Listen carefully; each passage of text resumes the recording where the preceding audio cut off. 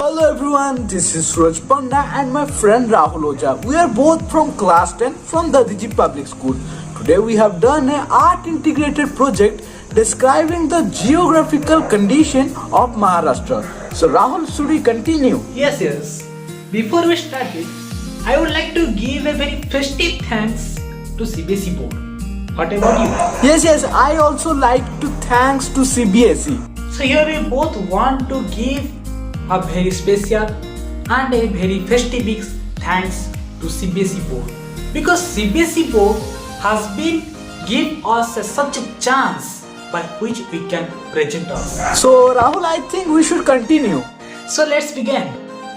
So let's talk about some of the geographical features of Maharashtra. So some of the geographical features of Maharashtra are like it covers the western middle part of the country. It has a very long coastline stretching almost 720 kilometers along the Arabian Sea. These are the basic things, and I know that we are already read in this thing in 9th class. But Suraj, would you want to know about something new, that agriculture in Maharashtra, which I had read in Google and with some books? Yes, say something. Okay. So let's talk about agriculture in Maharashtra. Maharashtra is a leading state in agriculture. Maharashtra has some important crops like cotton, jaggery, bajra, rice, wheat and other pulses, etc. Raj, would you know about how much square kilometer of land taken by Maharashtra to growing vegetables? No, I don't know. You say. That is 13.66 lakh kilometer square of land. And in Maharashtra, 60% of land uses in agriculture. Rahul, I think they have a very high population. That's why they're using 60% of land in agriculture. And as they're using the majority of land in agriculture, they are living in a densely populated area, is it? Obviously. Rahul, you have said about the primary sector. Can you let me say something about the secondary and tertiary sector? Obviously. Tell something about it. So let's talk about some of the industries in Maharashtra. Maharashtra is one of the most industrialized state in India. Some of the major industries are like cotton textile mill, IT, machineries, electricity, etc. Suraj, when our India became freedom, Mahatma Gandhi told to every Indian that every Indian should be use khadi clothes to avoid foreign clothes. But nowadays, why khadis are not used? Why only cotton mill textiles are using?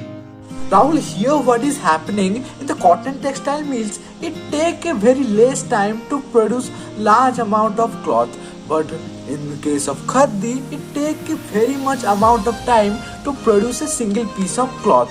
And no one has time nowadays to produce cloths. And as you have seen that the population of Maharashtra is very high. So the demand of clothes is very high and the businesses are running very well. Back to topic. It's the second most industrialized state after Tamil Nadu, contributing 27 trillion Indian rupees to India's GDP. And it also provides home to certain industries just like Audi India, Ambuja Cement, Atom Technologies and Asia Motor Work. Suraj, in both cases of Maharashtra, you had told that population is increasing. Can you explain something about population in Maharashtra? So here just see, in India, population is growing day by day. As the population is growing, the demand is also growing. That's why the businesses and industries are growing all over the three sectors. So Rahul, do you want to know what is the population rates according to the latest census in Maharashtra? Yes, obviously. According to 2011 census, Maharashtra had a population of 11.24 crores. And per each kilometer square, there are almost 365 people. I think that's why all buses and trains are filled with passengers. And having the sex ratio of 929 and the literacy ratio of 82.34, it is the second most populous state after Uttar Pradesh. So Rahul, what should be the climatic economic condition of Maharashtra? Okay, so let's discuss about it. Maharashtra has tropical region with a typical climate. And as we know that India contains 3 seasons. In case of Maharashtra, summer season impact maximum. So why it is happening so? Raj, you have already explained about it that Maharashtra is one of the most industrialist state. And this is the reason for causing pollution. And it is also producing greenhouse gases. And you also know that Maharashtra is situated near the equator.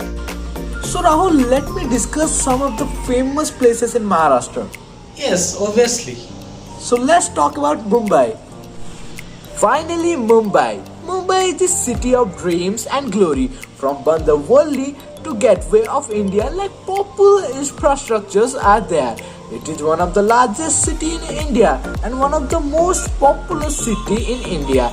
It has almost the population of 13 million people. It is also known as the city of cinema because Hindi cinema, often called Bollywood, and formerly as Bombay Cinema. In Indian Hindi language, films are based in Mumbai. That's the reason why most of the teenagers have the dream to come Mumbai. So let's talk about Bandarwali. Bandarwali is situated in Mumbai and its official name is Rajiv Gandhi Sea Link and it is a bridge.